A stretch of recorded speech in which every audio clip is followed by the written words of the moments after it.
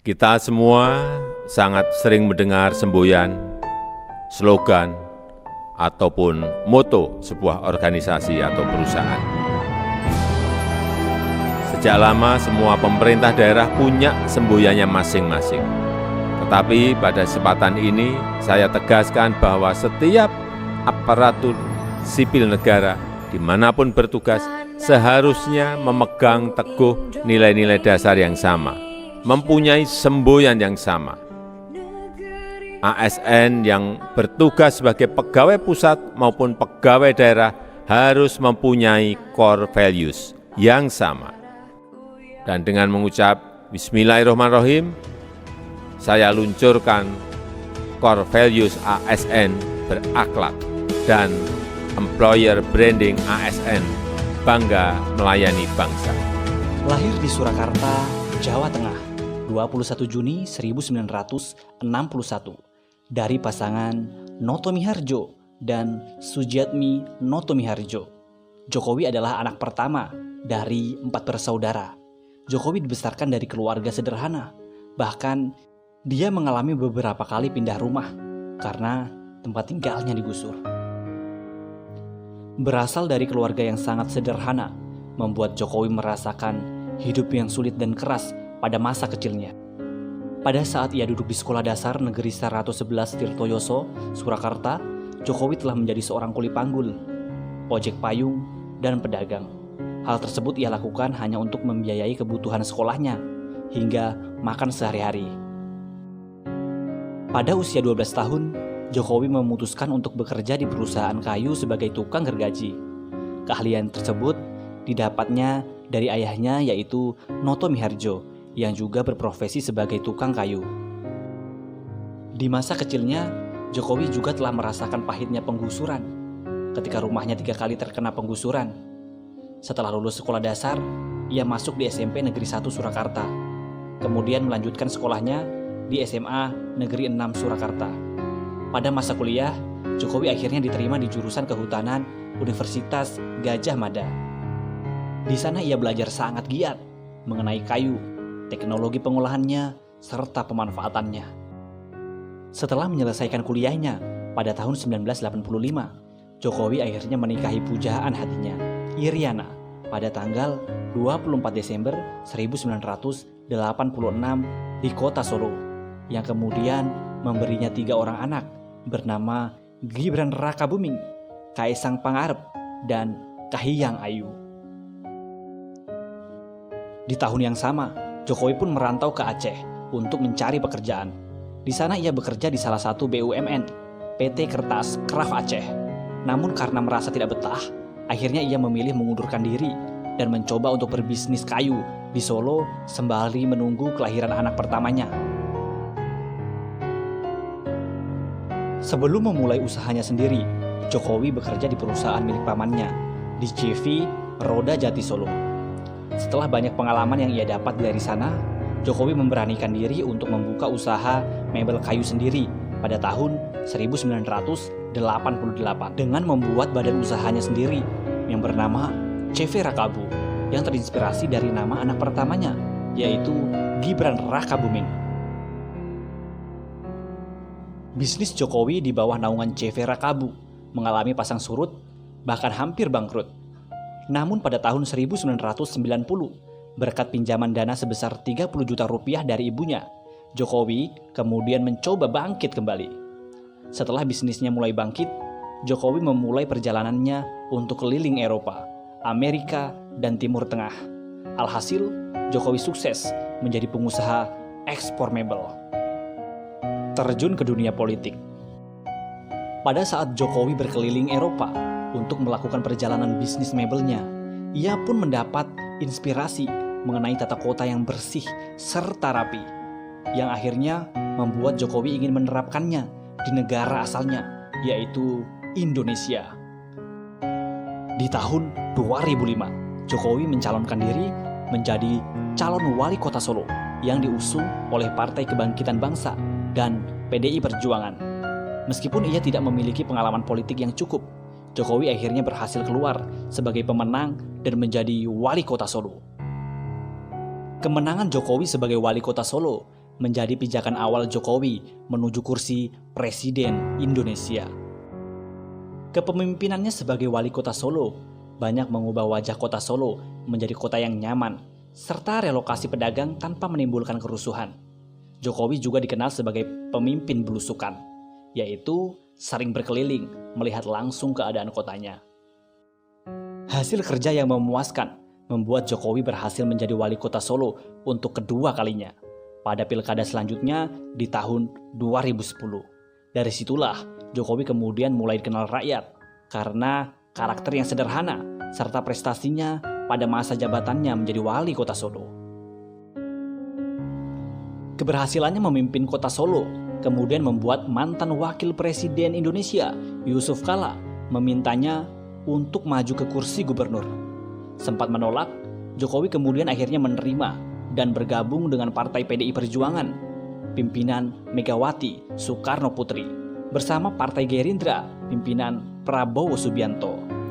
Jokowi akhirnya resmi mencalonkan diri sebagai Gubernur DKI Jakarta berpasangan dengan Basuki Cahayapurnama atau yang lebih dikenal sebagai Ahok. Akhirnya pilkada putaran kedua berhasil membuat Jokowi Ahok memenangkan kursi Gubernur DKI Jakarta pada tahun 2012. Di tengah masa pemerintahannya sebagai Gubernur DKI Jakarta, Jokowi kembali memberanikan diri maju sebagai calon presiden bersama Yusuf Kala sebagai wakil presiden pada tahun 2014. Yang akhirnya pada bulan Juli 2014, hasil perhitungan suara oleh KPU Indonesia menyatakan Jokowi Yusuf Kala sebagai pemenang pada pemilihan presiden tahun 2014 setelah mengeluarkan banyak kebijakan baru. Pasca menjadi Presiden Republik Indonesia, banyak timbulnya pro dan kontra dari masyarakat. Namun terlepas dari banyaknya kontroversi mengenai kebijakan Presiden Joko Widodo, Jokowi merupakan sosok yang patut menjadi perhatian. Bagaimana tidak? Hanya dalam waktu kurang dari 10 tahun saja, ia berhasil mencapai puncak sebagai orang nomor 1 di Indonesia.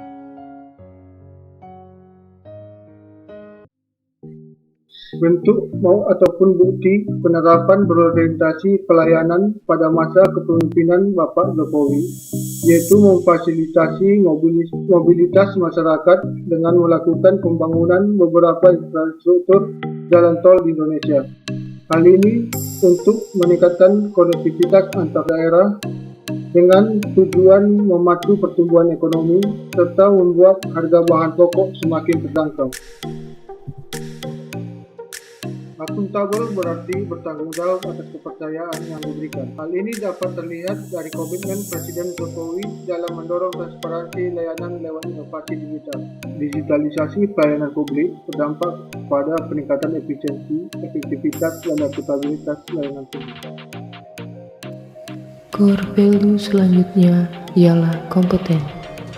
Presiden Joko Widodo meluncurkan berbagai program penguatan sumber daya manusia untuk menghadapi disrupsi digital. Untuk mewujudkan transformasi digital, Presiden Joko Widodo terus menggenjot pembangunan infrastruktur berbasis digital, program Kampus Merdeka, hingga Digital Leadership Academy. Agar tumbuh talenta-talenta digital, langkah ini dinilai menjadi jawaban untuk permasalahan dan tantangan Indonesia ke depan. Berikutnya ialah harmonis. Presiden Joko Widodo dinilai sukses dalam menjaga ketentraman antar masyarakat melalui terwujudnya stabilitas politik. Presiden Joko Widodo dinilai mampu merealisasikan nilai-nilai Pancasila dalam memimpin Indonesia. Presiden Joko Widodo juga memikirkan kebutuhan rakyat dan responsif terhadap apa yang diperlukan masyarakat. Pemerintah memberikan bantuan kepada rakyat kecil, membangun infrastruktur, serta Presiden Joko Widodo orangnya sangat merakyat. Satu core value ASN yaitu loyal telah dimiliki oleh Bapak Presiden Republik Indonesia Joko Widodo dengan menekankan pembangunan infrastruktur di seluruh Indonesia, salah satunya di Bandara Guabang, Desa Jati di Kepulauan Kau, Provinsi Maluku Utara. Berikut paparan dari beliau mengenai strategi untuk pembangunan infrastruktur ke depannya. Perlu saya sampaikan bahwa infrastruktur itu bukan hanya fisiknya, tetapi banyak hal yang akan muncul dan berkembang karena dibangunnya infrastruktur. Infrastruktur itu membangun peradaban baru.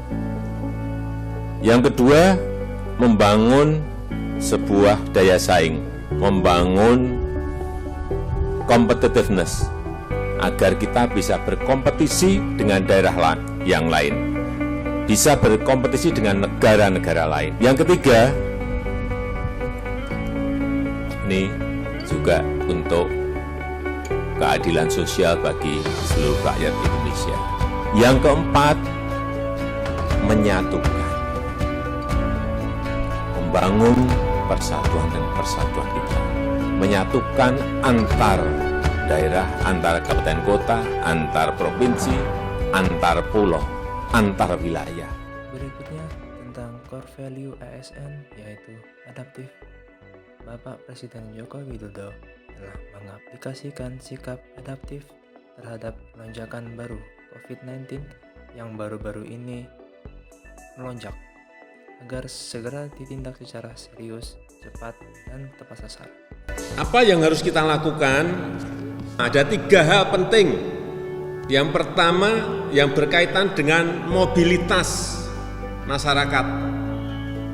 Kalau sudah kasusnya gede seperti itu, mobilitas masyarakat itu direm. Paling tidak 2 minggu. Yang kedua, testing dan tracing. Sekali lagi, segera temukan.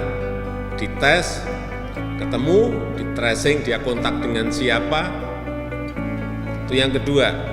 Yang ketiga, segera bawa mereka, ajak mereka untuk masuk ke isolasi terpusat. Ini tugasnya gubernur, untuk bupati, wali kota, untuk menyiapkan isolasi terpusat di kota masing-masing. Dan terakhir dari core value ASN, yaitu kolaboratif. Sifat kolaboratif ini yang dilakukan oleh Bapak Presiden Joko Widodo terkait estafet presidensi G20 yang diberikan Presiden Italia agar tetap melanjutkan roda perputaran kerja sama dengan 19 negara lainnya dalam konferensi tingkat tinggi G20 tahun 2022 yang dilaksanakan pada tanggal 15 sampai 16 November dan diselenggarakan di Bali.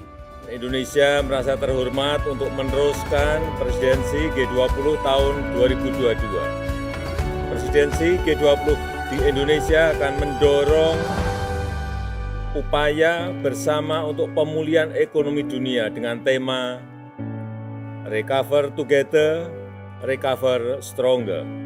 Pertumbuhan yang inklusif, yang people-centered, serta ramah lingkungan dan berkelanjutan menjadi komitmen utama kepemimpinan Indonesia di G20.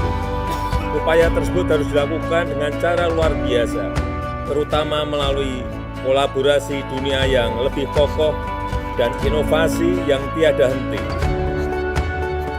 G20 harus menjadi motor pengembangan ekosistem yang mendorong kolaborasi dan inovasi ini. Hal ini yang